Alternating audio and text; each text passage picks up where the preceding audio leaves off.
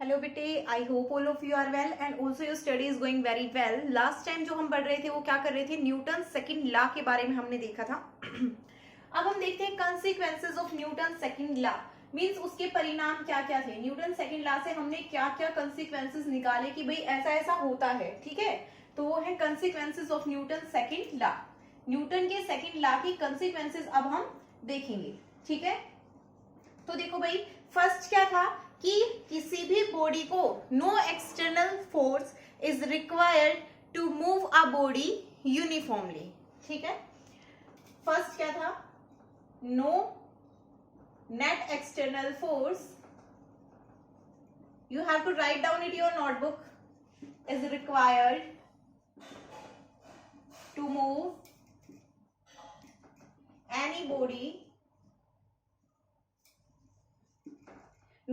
no net external force is required to move any body in uniform motion.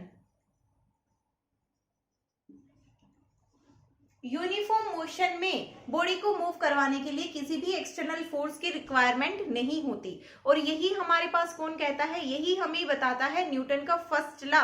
That means Newton first law can be derived from Newton second law.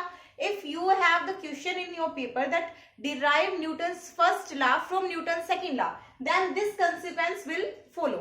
Here we are talking about that अगर आपको किसी भी body को uniformly move करवाते रहना है, uniformly move कर रही है, that means in uniform motion acceleration is zero, and if acceleration is zero then according to Newton second law F equals to mass into acceleration and then force will be equal to zero.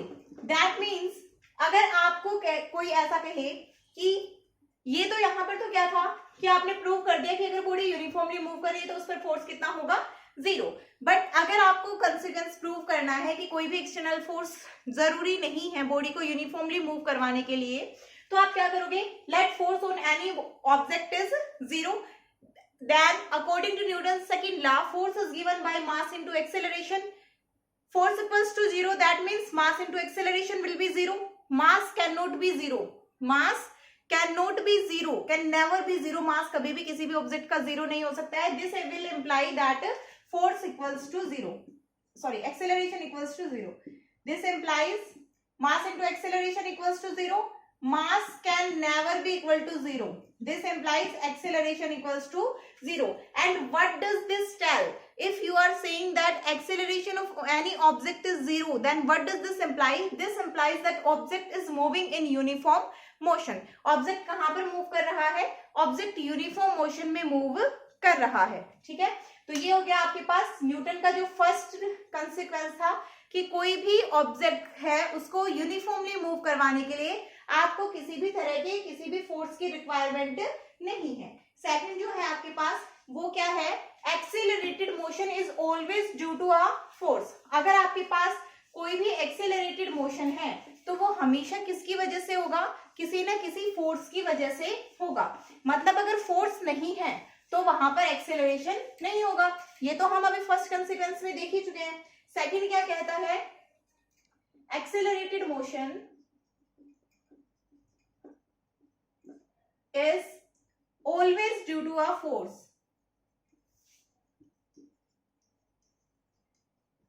जो accelerated motion है वो हमेशा ही किसकी वजह से होता है, एक फोर्स की वजह से होता है। इसका मतलब क्या है, यहां पर अगर आप कहना चाहो कि एक्सेलरेटेड मोशन हमेशा किसी ना किसी फोर्स की वजह से होता है, तो देखो भाई, अगर आपको किसी ऑब्जेक्ट की स्पीड चेंज करनी है, to change speed of object you have to write it.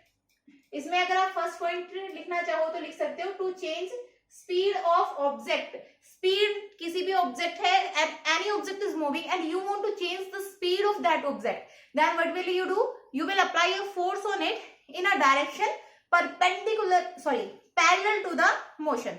Means object इस डायरेक्शन में मूव कर रहा है, ठीक है, यहां पर ऑब्जेक्ट मूव कर रहा है इस डायरेक्शन में, आपको इसकी सिर्फ स्पीड चेंज करनी है, you don't want to change its direction, तो आप क्या कर देंगे, इसी डायरेक्शन में फोर्स लगा देंगे, ठीक है। अगर आपने इसी डायरेक्शन में फोर्स लगा दिया है, दैट मीन्स इस ऑब्जेक्ट की क्या होगी, सिर्फ स्पीड चेंज हो जाएगी। तो यहां से if you want to change the speed of any object then you have to apply the force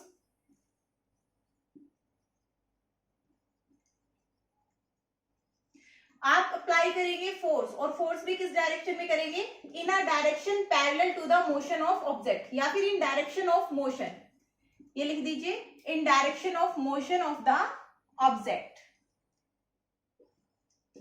अगर आपको किसी भी ऑब्जेक्ट की स्पीड चेंज करनी है तो आप स्पीड चेंज करने के लिए क्या करेंगे, उसी डायरेक्शन में फोर्स लगा देंगे जिस डायरेक्शन में ऑब्जेक्ट मूव कर रहा है। अगर आपने ऐसा किया तो क्या हो जाएगी, ऑब्जेक्ट की स्पीड चेंज हो जाएगी, डायरेक्शन चेंज होगी नहीं, because A parallel force can change only speed of the object. अगर कोई भी पैरेलल फोर्स है तो वो सिर्फ स्पीड को चेंज कर सकता है, डायरेक्शन को चेंज नहीं कर सकता। सेकंड वर्ड, अगर आपको एक्सेलरेशन, चलो एक चीज से एक्सेलरेशन हो गया है, ठीक है, एक चीज से एक्सेलरेशन हो गया, स्पीड चेंज हो गई तो एक्सेलरेशन होगा। अगर डायरेक्शन चेंज करनी हो आपको सिर्फ, तो आप क्या करोगे, याद आया यूनिफॉर्म सर्कुलर मोशन क्या कहता था, ध्यान करो जल्दी से, अब तुम पढ़कर आए हो ना, और मैंने तुम्हें अच्छे से समझाया भी था वहां पर। टू चेंज द डायरेक्शन आप कैसे अप्लाई करोगे, कैसा फोर्स होता है, you have to apply the force, कौन सी डायरेक्शन में होता है भाई, in a direction perpendicular to the motion of object. अब जिसने मेरे बोलने से पहले बता दिया था वो अपने लिए क्लैपिंग कर ले, और जिसने नहीं बताया था वो मुर्गा बन जाए, तुरंत प्रभाव से मुर्गा बन के दिखाओ। अब देखो लड़कियां मुर्गी बन जाए, ओके। अब देखो, to change the direction, direction अगर आपको सिर्फ चेंज करनी हो तो जो फोर्स लगता है वो किस तरह से लगता है, वो किस तरह से लगता है, always perpendicular to the motion, direction of motion of the object, ठीक है, हमेशा इस डायरेक्शन में आपको फोर्स लगता हुआ दिखाई देगा, ठीक है। उस टाइम पे वहां पर हमने सेंट्रीपिटल एक्सेलरेशन की डायरेक्शन देखी थी ना, जो एक्सेलरेशन की डायरेक्शन होगी वही क्या होगी, फोर्स की डायरेक्शन, ठीक है। तो अगर इस डायरेक्शन में फोर्स लग रहा है हर एक पॉइंट पर, तभी तो वो डायरेक्शन को चेंज कर पाएगा, अदरवाइज डायरेक्शन को चेंज नहीं कर पाएगा। तो यूनिफॉर्म सर्कुलर मोशन कैसा केस है, हमने देखा था, uniform circular motion is a case of accelerated motion, ठीक है, उसमें डायरेक्शन चेंज हो रही है, स्पीड चेंज नहीं हो रही है, but direction at every point is changing, that's why uniform circular motion is a accelerated motion. और इस मोशन में जो फोर्स लगता है, यूनिफॉर्म सर्कुलर मोशन में जो फोर्स लगता है हर एक पॉइंट पर किस तरह से लगता है, परपेंडिकुलर लगता है to the direction of object, ठीक है। अब देखो भाई, direction of motion of object के परपेंडिकुलर है, वहां पर मैंने आप लोगों को एक चीज समझाई थी कि बेटा ये जो दोनों एंगल है ना, ये कितने हो जाएंगे, 90 हो जाएंगे, ठीक है, ये बात बताई थी। अगर ये थीटा कितना हो, टेंड्स टू 0, अब आप इसके साथ बिल्कुल भी कंफ्यूज नहीं होना है भाई, टेंड्स टू 0 होने का मतलब चीज जीरो नहीं है, ठीक है, थीटा टेंड्स टू 0 होने का मतलब वो जो थीटा है वो 0 नहीं है, उससे कुछ थोड़ा सा ज्यादा है, ठीक है। अगर उससे वो कुछ थोड़ा सा ज्यादा है तो ये दोनों एंगल एग्जैक्टली बराबर 90 नहीं होंगे, बट नियर अबाउट किसके हो जाएंगे, 90 डिग्री के हो जाएंगे, नियर अबाउट, ठीक है। तो आपको 2-3 बच्चों को कंफ्यूजन थी इस चीज को लेकर कि मैम ट्रायंगल के दोनों एंगल 90 कैसे हो गए, तो वो नियर अबाउट 90 होते हैं, ठीक है, नियर अबाउट। और यहां पर जब हम लेते हैं ना, तो ये एक्सप्लेन करने का एक वे है कि इस तरह से एक्सप्लेन होता है कि हाँ भाई इस तरह से है। जब आप बिल्कुल ही स्मॉल स्केल पर देखोगे तब आपको क्या लगेगा कि हर पॉइंट पर डायरेक्शन क्या है, बिल्कुल परपेंडिकुलर है, ठीक है। बट एक्सप्लेनेशन के लिए जहां पर भी जैसे 0/0 फॉर्म आ गई, ∞/0 फॉर्म आ गई, तो इन चीजों के लिए कोई एक्सप्लेनेशन नहीं होता है ना, ठीक है, अभी तक कोई एक्सप्लेनेशन नहीं है। हालांकि मैंने तुम्हें ये बोला था कि 1/0 इसको हम इन्फिनिटी क्यों लिखते हैं, तुम बताना, एक ने भी नहीं बताया, नालायक हो सारे, एक भी नहीं पढ़ता है ना, ठीक है। तो ये केस यहाँ पर कंफ्यूज नहीं होना है कि मैडम ने ट्रायंगल में 2 90 डिग्री के एंगल बना दिए, ठीक है।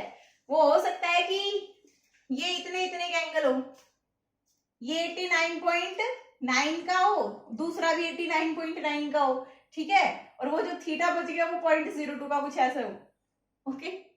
तो देख लेना 0.2 का, 0.2 नहीं भाई 0.2, ओके। तो ये समझ में आ गया बेटा।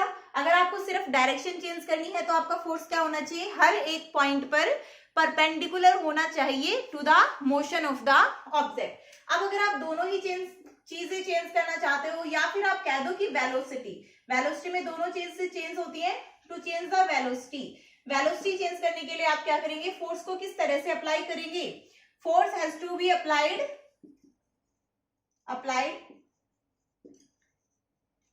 विद इंक्लाइनेशन, या फिर इन एन इंक्लाइंड डायरेक्शन,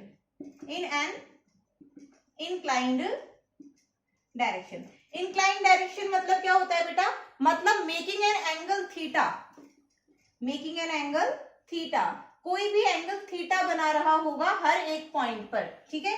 जैसे ऑब्जेक्ट ऐसे जा रहा है, यहां से ऐसे जा रहा है, ऑब्जेक्ट इस तरह से मूव कर रहा है, आपने इस डायरेक्शन में फोर्स लगा दिया, ठीक है, थीटा में। तो अब जो परपेंडिकुलर कंपोनेंट होगा, अब ये जो फोर्स है इसका जब हमें इफेक्ट देखना है तो हम दो डायरेक्शन में देखेंगे, एक तो इसमें एफ कोस थीटा और इधर वाला जो होगा एफ साइन थीटा। तो देखो भाई, जो एफ साइन थीटा है वो तो मोशन ऑफ द डायरेक्शन के, ऑब्जेक्ट इधर जा रहा था, आपने उसके साथ थीटा एंगल पर क्या लगा दिया, फोर्स लगा दिया। तो जो हॉरिजॉन्टल कंपोनेंट है वो तो किस चीज को चेंज कर रहा है, ये वाला कंपोनेंट किसको चेंज करेगा, स्पीड को। स्पीड को क्यों चेंज करेगा, क्योंकि ये अलोंग द मोशन है, ऑब्जेक्ट के मोशन के अलोंग ही कंपोनेंट है, इसीलिए किसको चेंज करेगा, स्पीड को चेंज करेगा, ठीक है। ये वाला जो है साइन थीटा है, ये कैसा है, परपेंडिकुलर है to the direction of the object, motion of the object, क्योंकि डायरेक्शन ये थी मोशन की, ये परपेंडिकुलर कंपोनेंट। और परपेंडिकुलर कंपोनेंट का हमेशा काम क्या होता है, परपेंडिकुलर कंपोनेंट हमेशा सिर्फ और सिर्फ किसको चेंज कर सकता है बेटा, वेलोसिटी को चेंज कर सकता है, मतलब ओनली डायरेक्शन को चेंज कर सकता है, स्पीड को चेंज नहीं करेगा। अगर आपको स्पीड चेंज करनी है तो फोर्स किस डायरेक्शन में अप्लाई करना पड़ेगा, जिस डायरेक्शन में ऑब्जेक्ट का मोशन है उसमें, ठीक है। ये आईआईटी में आया हुआ क्वेश्चन है, और कि if you want to change the velocity of any object then in which direction you will apply the force, ठीक है। तो ये आंसर आता है उसका, आपको किस डायरेक्शन में अप्लाई करना है, आपको डायरेक्शन में अप्लाई करना है, इंक्लाइंड एंगल पर उसको अप्लाई करना है, ठीक है। तो ये हमारा हो गया सेकंड कंसीक्वेंस। अब थर्ड कंसीक्वेंस है कि अगर आपको फोर्स मेजर करना है, to measure the force on any object, तो अगर आपको ऑब्जेक्ट का मास पता है, ठीक है, उसमें कितना वेलोसिटी में चेंज हो रहा है टाइम के साथ ये पता है, तो आप क्या कर सकते हो, ऑब्जेक्ट पर लगने वाले फोर्स को निकाल सकते हो, ठीक है। तो ये आप ऐसे ये भी कर सकते हो, साथ साथ में क्या कर सकते हो, थर्ड क्या है, to measure the force on any object, to measure the force on any object, किसी भी ऑब्जेक्ट पर फोर्स निकालने के लिए। If you know the mass of the object, अगर आपको मास पता है ऑब्जेक्ट का, and change in velocity of object, change in velocity of object with time, then you can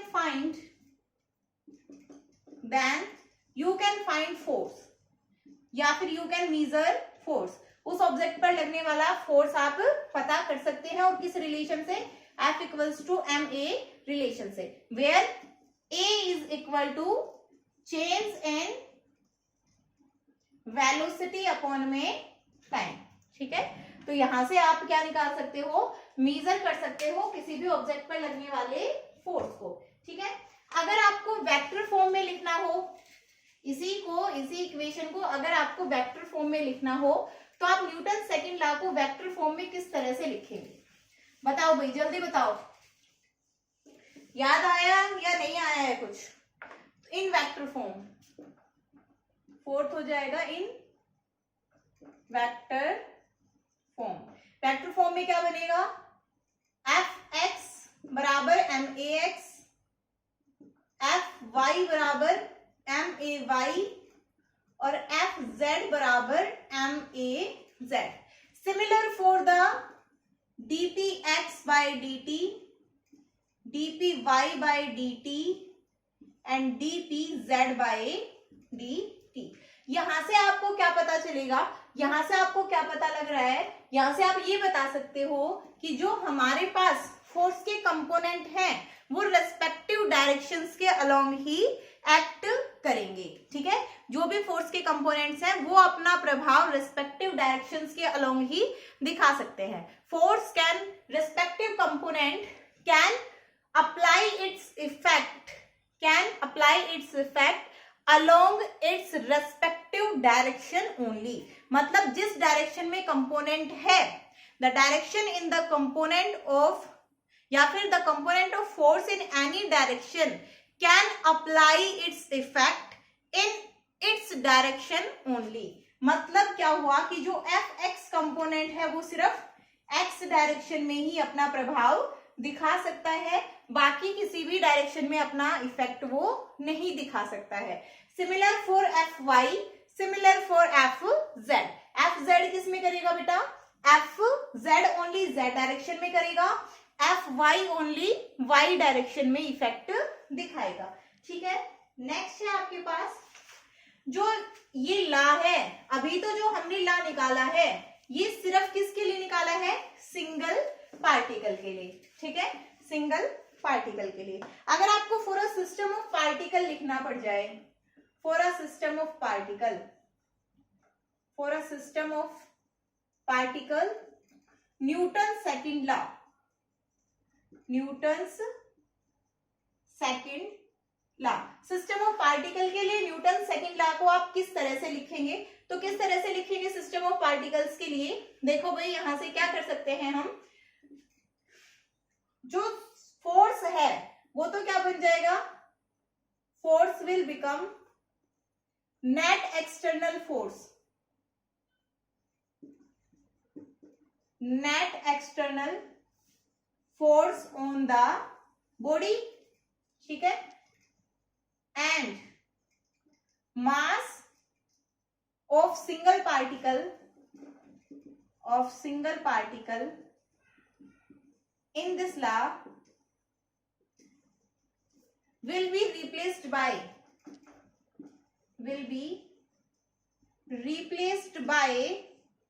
आप सिंगल पार्टिकल के मास को किस चीज से रिप्लेस कर देंगे? Will be replaced by centre of mass of the object.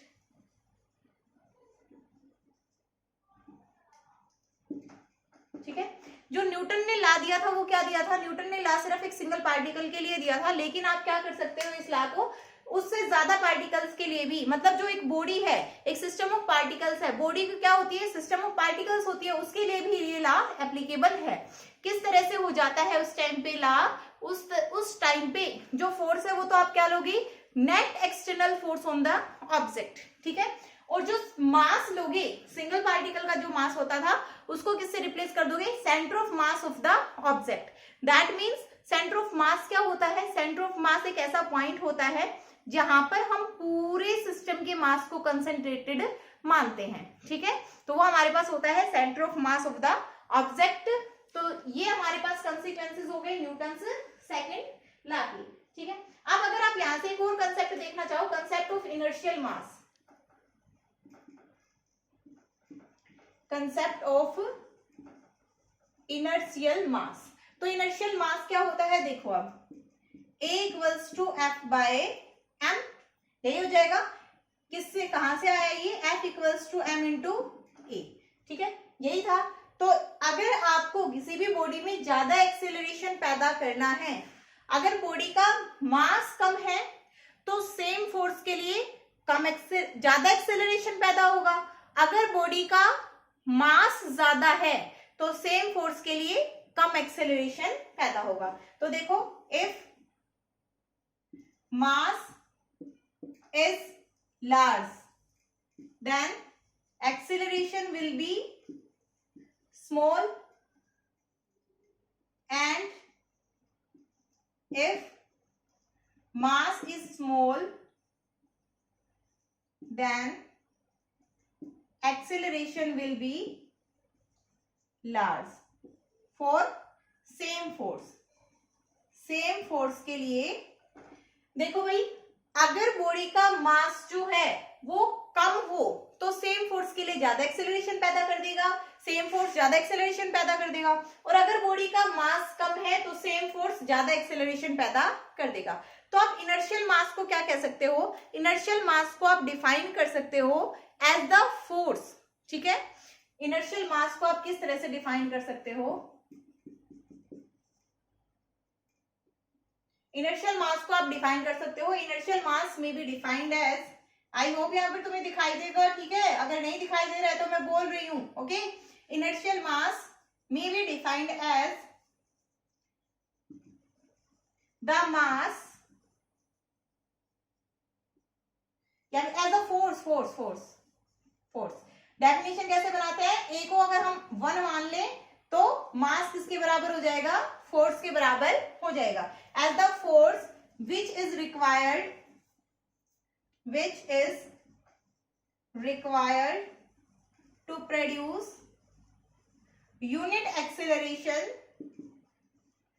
Acceleration in the body. मतलब अगर आपसे कोई भी ये पूछ ले कि इस बॉडी का इनर्शियल मास बताओ, तो वो इनर्शियल मास किसके बराबर होगा, उस फोर्स के बराबर होगा जो हमें चाहिए बॉडी में यूनिट एक्सेलरेशन पैदा करने के लिए, ठीक है, चाहे वो कितना भी फोर्स लगे। अब वो फोर्स किस पर डिपेंड करेगा, वो डिपेंड करेगा बॉडी के मास के ऊपर। अगर बॉडी का मास ज्यादा है तो फोर्स भी ज्यादा लगेगा, अगर बॉडी का मास कम है तो फोर्स भी क्या लगेगा, कम लगेगा, ठीक है। नेक्स्ट जो है हमारे पास वो क्या है,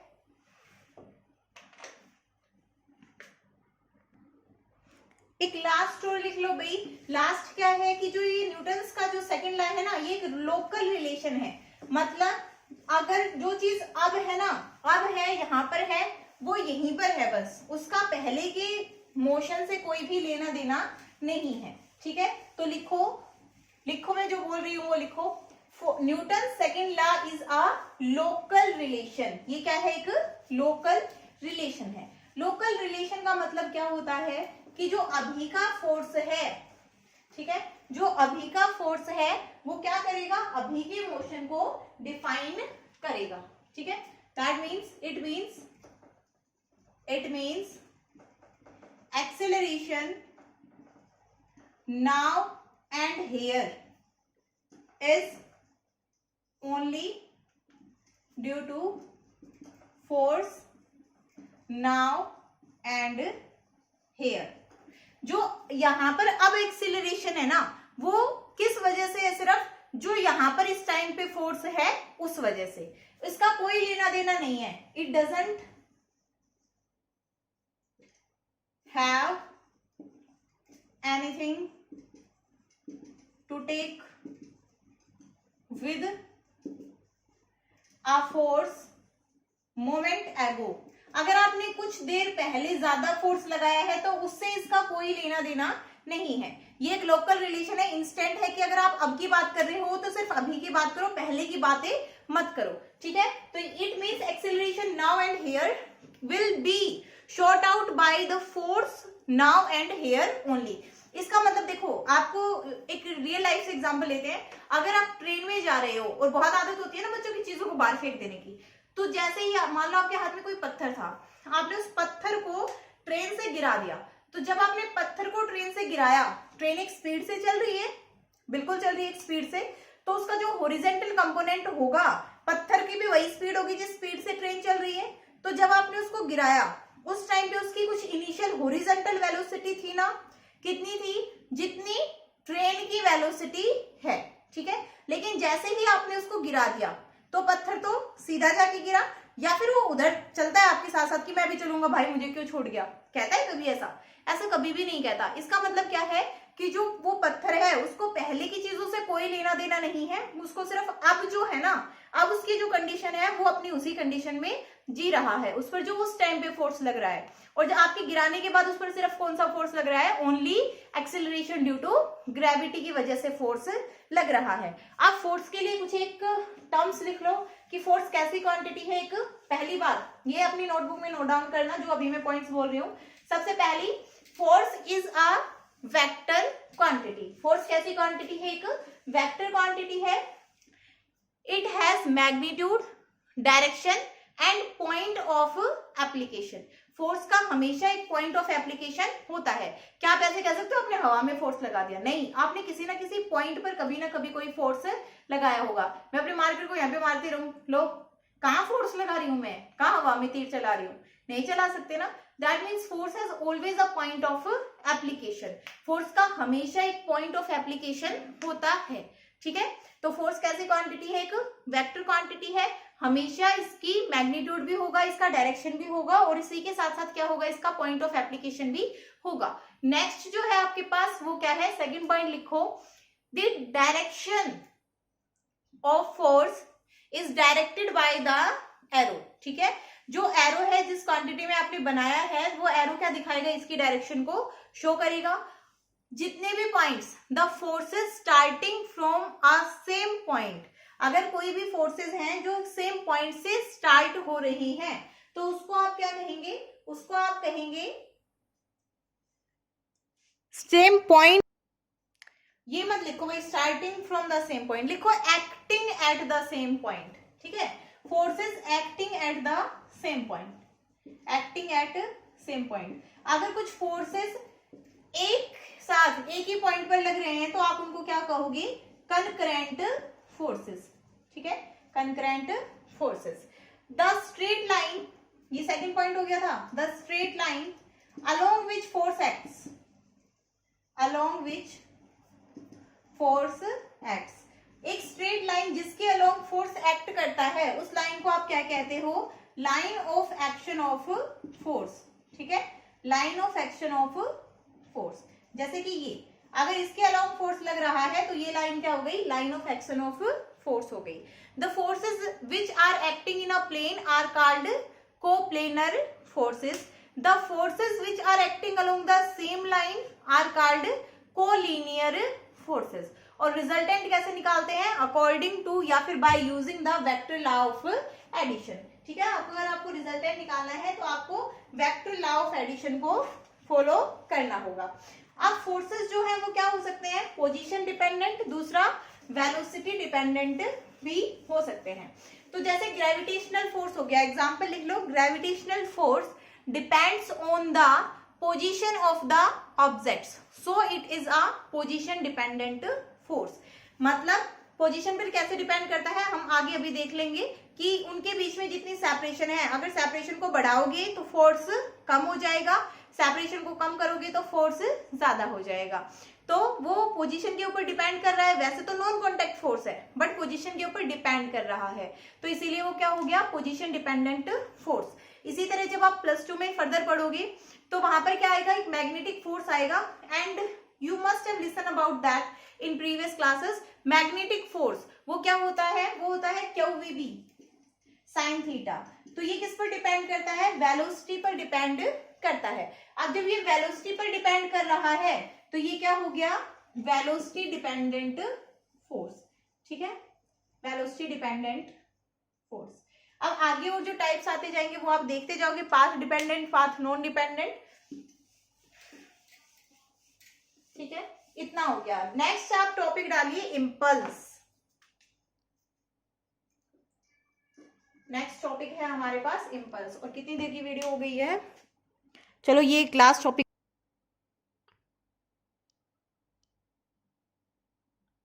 तो देखो भाई, जो फोर्स है हमारे पास जो कि शॉर्ट टाइम के लिए एक्ट करे, the force which acts for short time, the force which acts for short time, ऐसा फोर्स जो कि शॉर्ट टाइम के लिए एक्ट करे इज कॉल्ड इम्पल्सिव फोर्स। उस फोर्स को आप क्या कहते हैं, इम्पल्सिव फोर्स कहते हैं। The force which acts for small time is called impulsive force. जैसे कि एग्जांपल देखो, इन किकिंग अ फुटबॉल, आपने जब फुटबॉल को किक किया तो आपने उसको कितनी देर के लिए टच किया, बिल्कुल ही छोटे से टाइम इंटरवल के लिए आपने उसको टच किया, बहुत ही छोटे टाइम इंटरवल के लिए। तो उस टाइम के लिए आपने छोटे से टाइम के लिए फोर्स लगाया, तो वो जो फोर्स होता है उस फोर्स को आप क्या कहते हैं, इम्पल्सिव फोर्स। जैसे कि पापा को बहुत तेज गुस्सा आ रहा है, ठीक है, तुम पढ़ते नहीं हो, पढ़ाई वढ़ाई करते नहीं हो, तुम मस्ती मारने लग रहे हो, पापा तुम्हारी फीस भर रहे हैं, उनको आ रहा है गुस्सा, उन्होंने क्या किया, तुम्हारी एक क्या बोलते हैं, तमाचा जड़ दिया, ठीक है। तो वो क्या लगता है, जब पापा जी का तमाचा लगा आपके गाल पे, तो वो क्या लगा, एक large force for a small time, बहुत बड़ा फोर्स लगा एक छोटे से टाइम के लिए, तो उसको आप क्या कहेंगे, इम्पल्सिव फोर्स। अब जब इसमें फोर्स क्या होता है, जब ये होता है तो फोर्स क्या होता है, पहले 0 से मैक्सिमम जाएगा, 0 टू मैक्सिमम, और उसके बाद मैक्सिमम से 0 हो जाएगा, ठीक है, मैक्सिमम टू 0। फोर्स पहले तो इंक्रीज होगा, फोर्स विल इंक्रीज, ये मैंने इंक्रीज के लिए साइन बनाया, ठीक है, तुम लिख लेना। Force will increase first from 0 to maximum, force will increase from 0 to maximum and then will decrease, और उसके बाद डिक्रीज होगा मैक्सिमम से 0 पर। तो आप क्या करेंगे, आप उसका हर एक पॉइंट के लिए, इसीलिए हम हर एक छोटे से छोटे टाइम इंटरवल के लिए फोर्स को मेजर नहीं कर सकते, एक एग्जैक्ट वैल्यू फोर्स की नहीं ले सकते हैं। और जब हम ऐसा नहीं कर सकते हैं तो हम क्या लेते हैं, हम इसमें क्या लेंगे, average value of force. So to measure impulse we will take average value of force, ठीक है।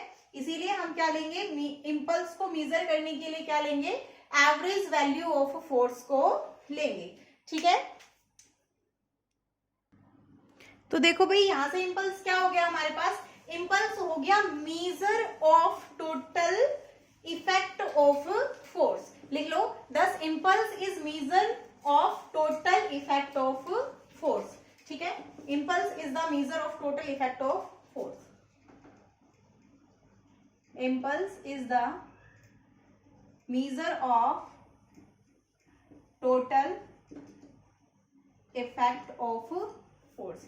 और टोटल इफेक्ट आप किस तरह से निकाल सकते हो फोर्स का, जितनी देर के लिए फोर्स लगा है उसको मल्टीप्लाई कर दो फोर्स से, तो ये क्या आ जाएगा, टोटल इम्पल्स आ जाएगा, टोटल इफेक्ट आ जाएगा। तो टोटल इफेक्ट ही है किसी भी फोर्स का। अब देखो ना, मान लो आप रोड पे खड़े हो और आप बहुत ही शैतान बच्चे हो, ठीक है।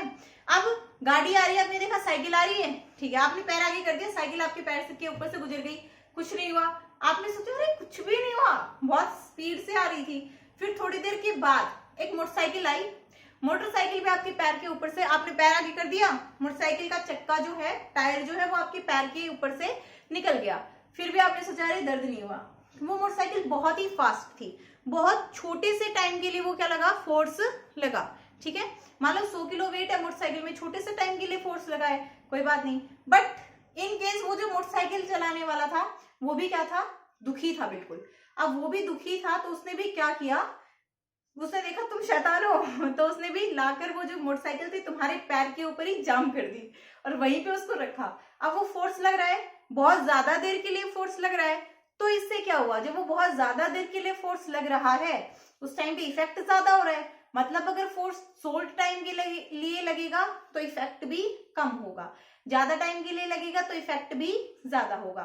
और इंपल्स क्या होता है, टोटल इफेक्ट ऑफ फोर्स। और किसी भी फोर्स का टोटल इफेक्ट निकालना होगा तो हम कैसे निकालेंगे, फोर्स कितना लगा उसका मैग्नीट्यूड, उसको किससे मल्टीप्लाई कर देंगे, कितनी देर के लिए लगा, ठीक है।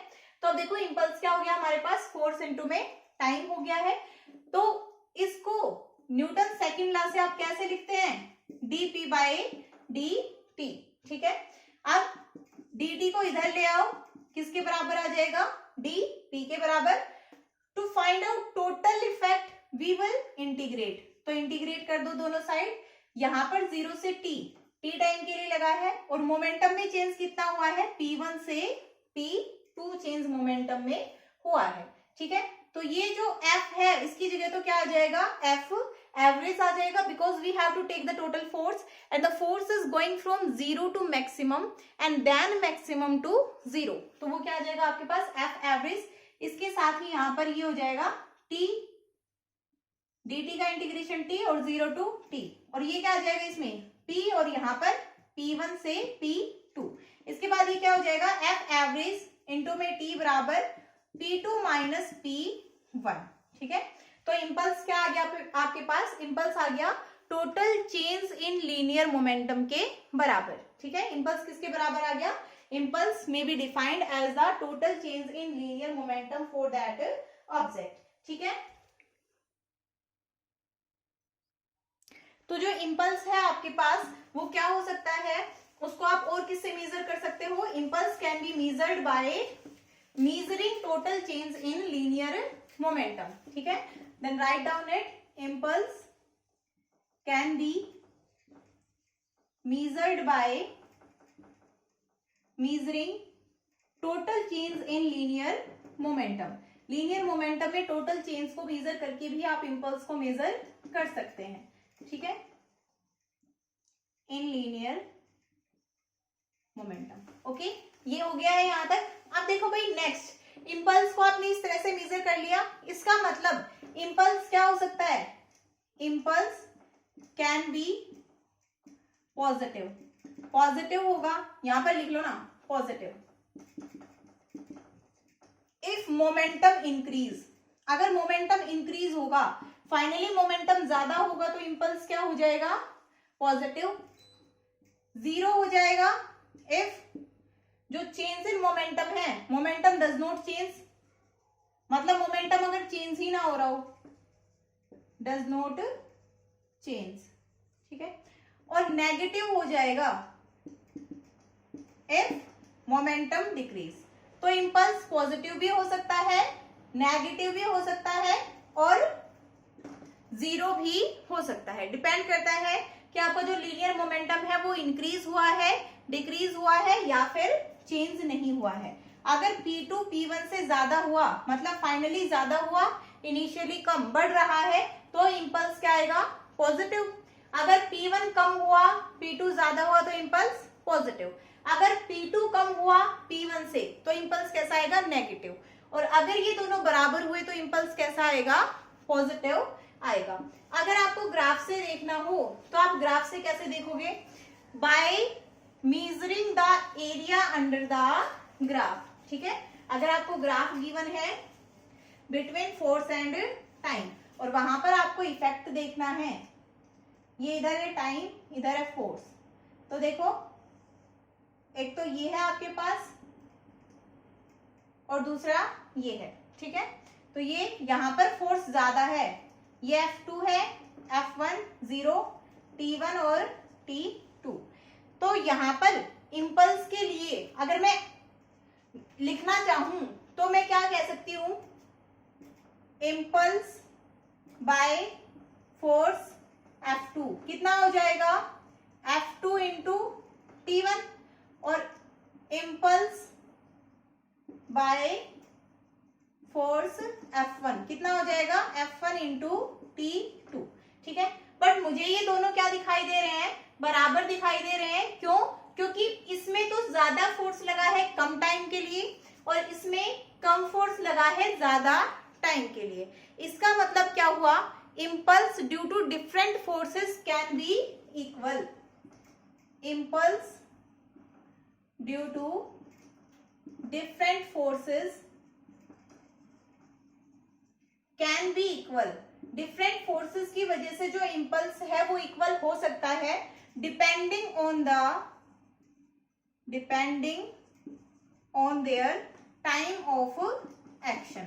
उनके टाइम ऑफ एक्शन पर डिपेंड करता है कि कितनी देर के लिए वो लग रहे हैं, फोर्स कितनी देर के लिए लग रहा है. अगर यहीं पर नॉन लीनियर कर्व होता तो उस टाइम के लिए क्या होता? उस टाइम के लिए जैसे देखो A, B और C, ठीक है, ये कर्व है. तो आपको अगर इम्पल्स निकालना हो इसके लिए तो इसमें इम्पल्स क्या हो जाता? Area of ABCA, area ABCA, ठीक है.